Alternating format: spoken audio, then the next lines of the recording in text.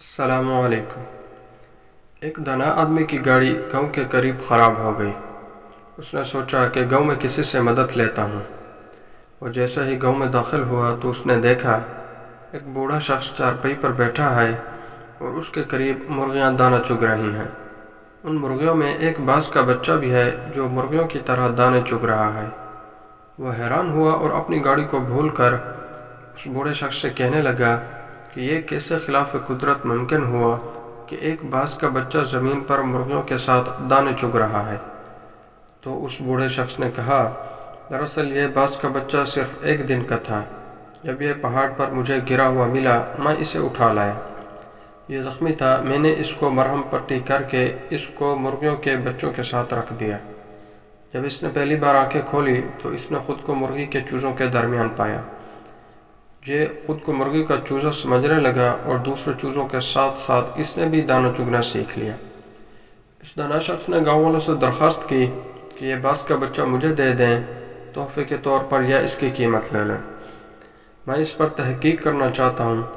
इस गाँव वालों ने बाज़ का बच्चा उस दाना शख्स को तोहफे के तौर पर दे दिया। ये अपनी गाड़ी ठीक करवा कर अपने घर आ गया।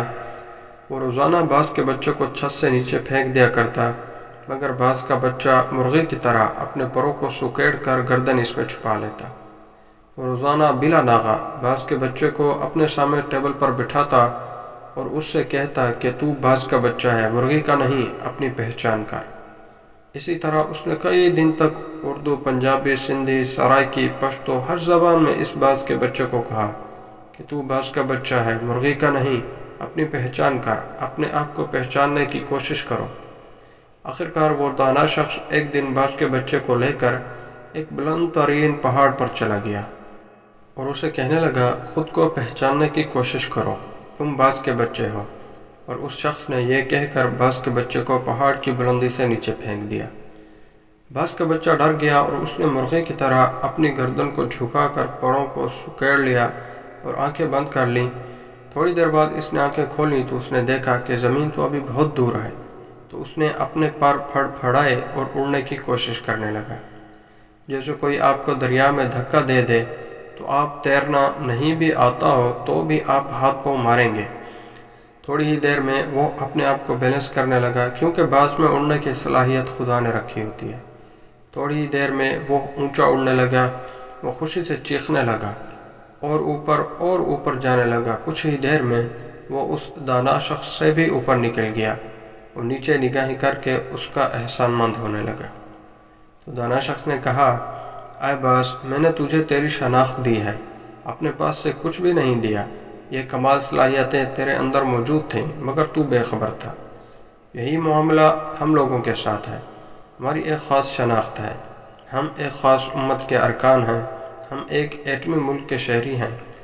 हमारे अंदर अल्लाह रब्बुल इज़्ज़त ने बेपनाह सलाहियतें रखी हैं, मगर प्रॉब्लम यह है कि हमारे इर्द गिर्द बेशुमार मुर्गियाँ हैं जिनमें हमारे टीवी चैनल्स और अखबारात भी शामिल हैं, जो मुसलसल हमको बताते हैं कि हम बाज़ के बच्चे नहीं, मुर्गी के बच्चे हैं। जो मुसलसल बताते हैं कि तुम सुपर पावर नहीं हो, सुपर पावर कोई और है। जो मुसलसल बताते हैं कि तुम बहादुर और ताकतवर नहीं, बल्कि बुज़दिल और कमज़ोर हो। तुम्हारी तो कौम ही ऐसी है।